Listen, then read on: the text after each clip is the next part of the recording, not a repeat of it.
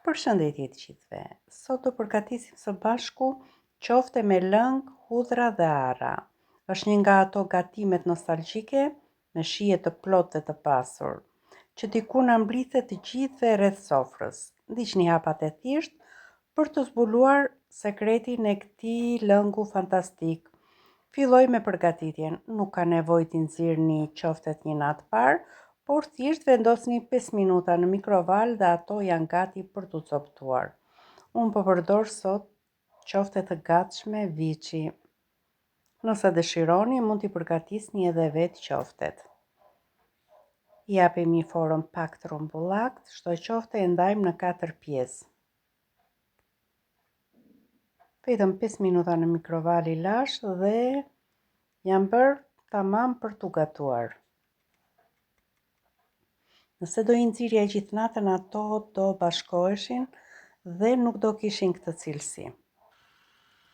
Qoftet tashmë janë bërë gati, edhe vaji është nxehur.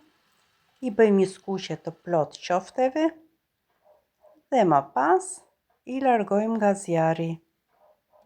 Është një recetë që nuk të merr fare kohë në kuzhinë.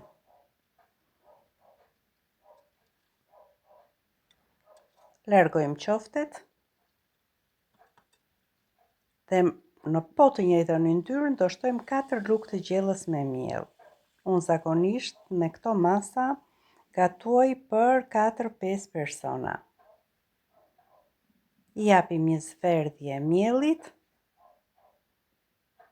por nuk do ta lëmë me ngjyrën e miellit, do t'i shtojmë dhe një lugë të çajit me spec të kuq të ëmbël. Kush dëshiron pikantin, mund të përdorin edhe spec djegës. E shikoni, mielli mori ngjyrë tjetër, shtojmë 1 litër e gjysmë me ujë të nxehtë,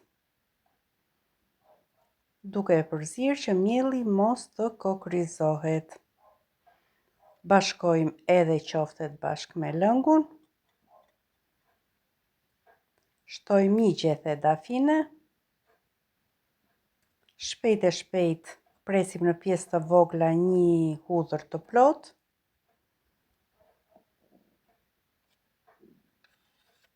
E shtojmë në tenxhere,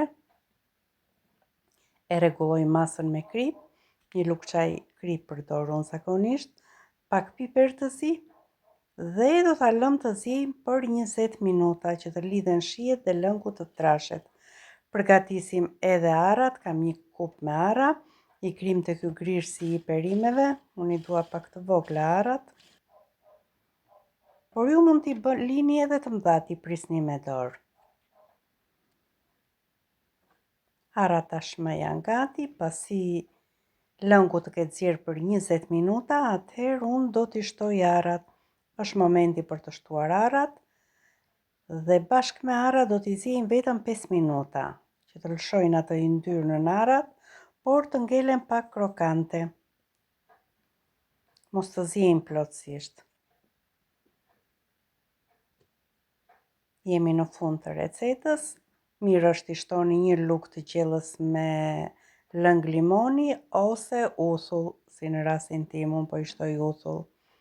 E fikim zjarrin dhe lëngu është gati për të shërbyer. Unë do t'i grij pak piper të zi sipër,